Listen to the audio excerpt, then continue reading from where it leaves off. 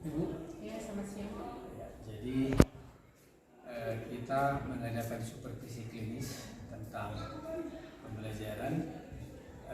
Izinkan saya nantinya mengobservasi Ibu di kelas supaya bisa mengisi lembar observasi juga instrumen yang ada di supervisi klinis ini. Ya.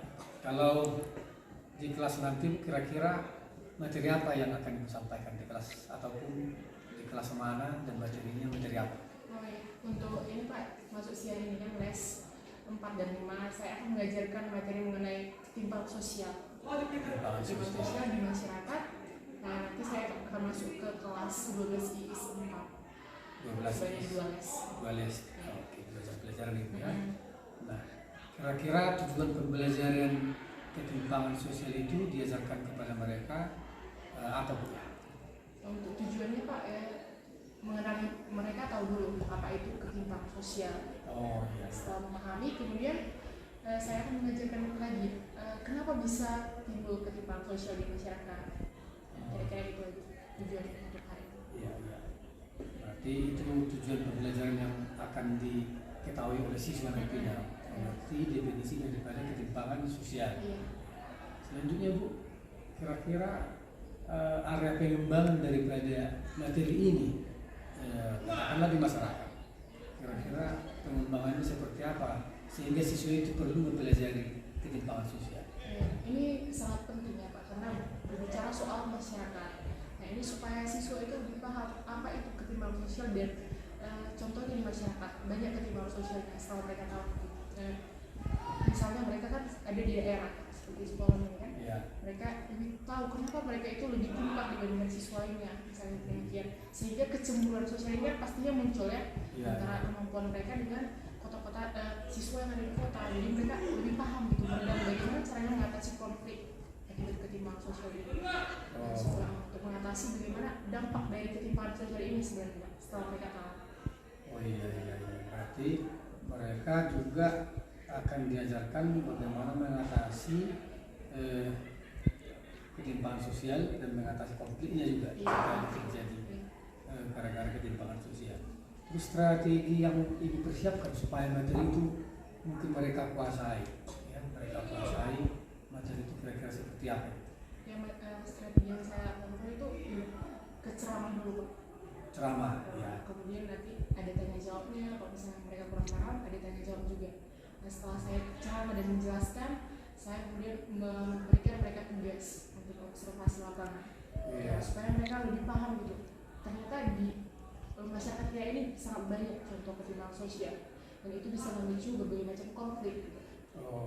Jadi mereka lebih paham gitu, perbedaan konflik aja. Ketimpangan sosial yang mereka tahu itu bukan hanya kata yang mereka miliki, tetapi juga masyarakat yang mungkin lebih tua dan atau lebih muda dari mereka. Baik. Artinya materi ini secara teori strategi itu melalui tanya jawab, terus ada penyampaian informasi dulu melalui ceramah, terus ada tanya jawabnya, terus ada penerapannya di lapangan yang dilaksanakan per kelompok ya. Iya. Oke, baik, terima kasih Bu. Mungkin itu aja untuk pertanyaan saya di praobservasi. Nanti akan kita observasi di kelas. Terima kasih untuk kerjasamanya sekali lagi. Ya. Baik, selamat siang rekan semua. Siang Pak. Ya, perkenalkan kami di sini bersama Ibu CID. Ya, saya juga Pak Marbaum akan melakukan supervisi klinis pembelajaran di kelas. Ya, mata pelajaran yang sekarang Bapak supervisi adalah sosiologi. Jadi silakan nanti pembelajaran ini Anda ikuti dengan baik. Dan izinkan Bapak di sini akan mengobservasi kegiatan PBM untuk yang 2 les ini. Waktu dan tempat saya serahkan kepada Ibu. Baik Pak, terima kasih atas waktunya. Selamat siang anak-anak sekalian. Siang Bu. Apa kabarnya hari ini? Masih semangat untuk belajar?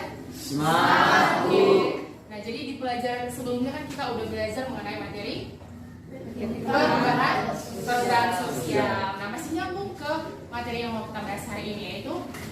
ketimpangan sosial.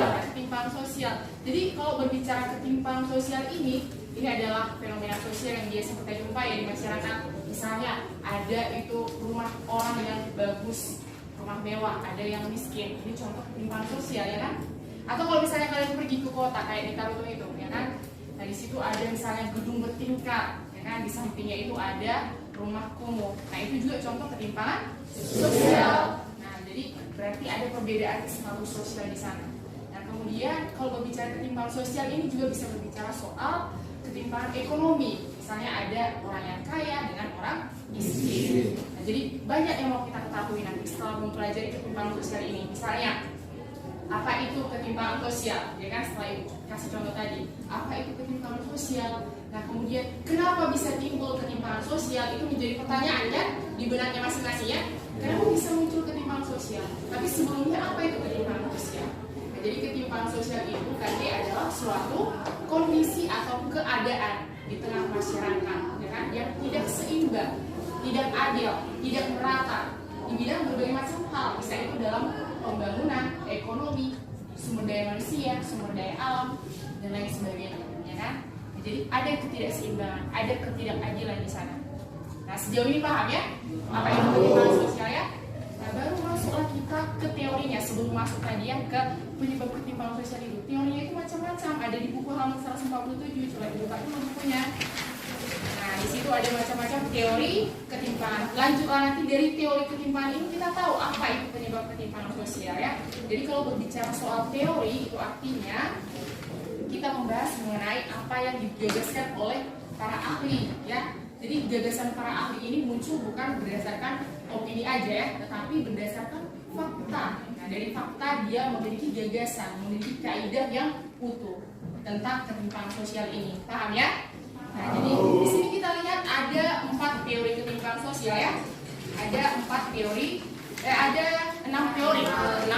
ketimpangan sosial. Yang pertama itu teori dualisme sosial. Teori dualisme sosial. Jadi kalau berbicara soal teori dualisme sosial ini digagaskan atau dikatakan oleh seorang ahli yang bernama J.H. Boyke. Nah, di mana di sana dikatakan bahwa ada 2 pemikiran yang melatar belakangi timbulnya ketimpangan sosial ini, ketidakadilan atau ketidakmerataan ini, ya kan? Nah, yang pertama di situ dikatakan ada sisi di mana masyarakat itu ada yang terbuka terhadap perubahan. Lalu di satu sisi ada yang tertutup terhadap perubahan. Nah, jadi dari sana udah paham ya kenapa bisa terjadi ketimpangan sosial. Nah, karena ada 2 faktor, ada masyarakat yang terbuka terhadap perubahan, ada yang tertutup terhadap perubahan. Berarti masih nyambung sama materi kita yang minggu lalu tentang perubahan sosial ya, di mana perubahan sosial itu sebagai dampak dari ketimpangan sosial, nyambung sama teorinya si dualisme ini. Nah, siapa aja ini yang terbuka dan tertutup terhadap perubahan sosial? Tentunya adalah masyarakat. Nah, masyarakat yang bagaimana? Nah, kita lihat yang terbuka terhadap perubahan itu adalah masyarakat yang tinggal di perkotaan, yang tertutup terhadap perubahan yang ada di pedesaan. Kenapa bisa demikian? Nah, ini bisa banyak faktor yang melatar belakangnya. Misalnya pembangunan. Nah, pembangunan ini kan sangat berpotensi ya terhadap terjadinya ketimpangan sosial, ya kan?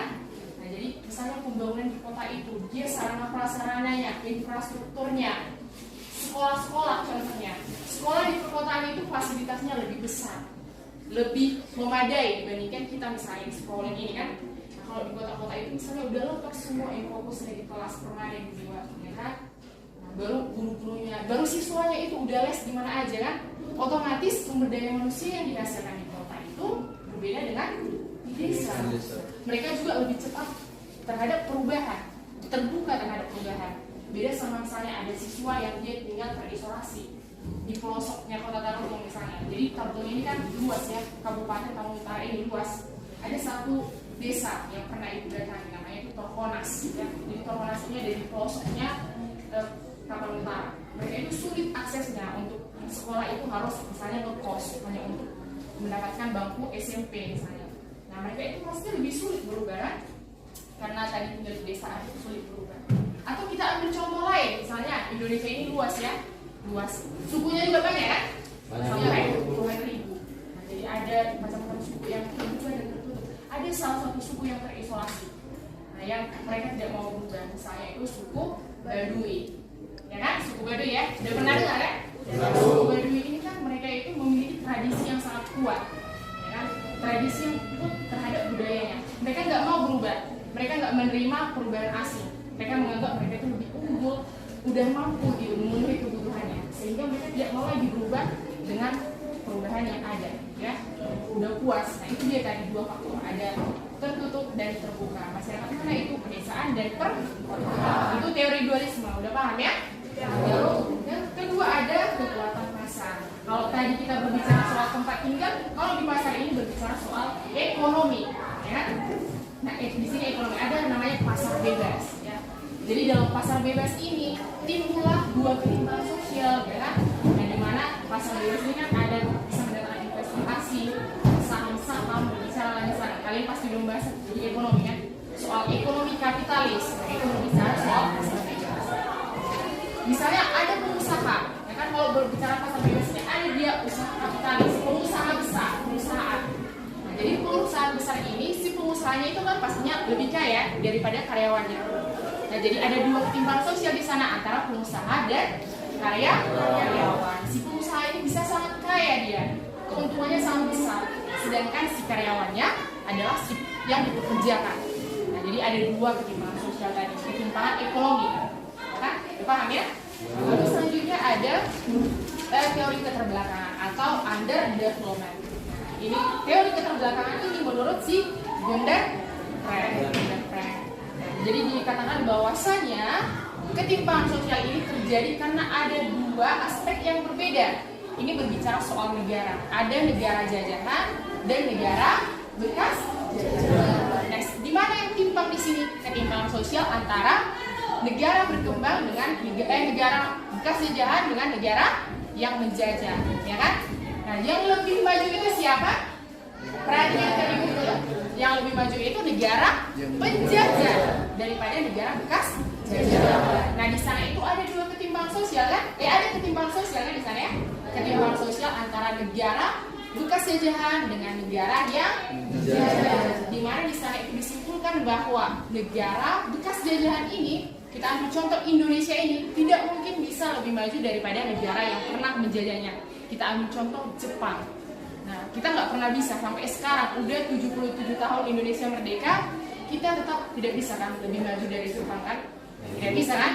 Itu yang dikatakan oleh si Andre Gundar, bahwasanya negara bekas jajahan itu selalu lebih tinggal, lebih timpang dia, lebih tidak merata dia daripada negara yang menjajahnya dulu. Tetap negara yang menjajahnya ini lebih maju. Paham ya? Lalu selanjutnya yang keempat ada teori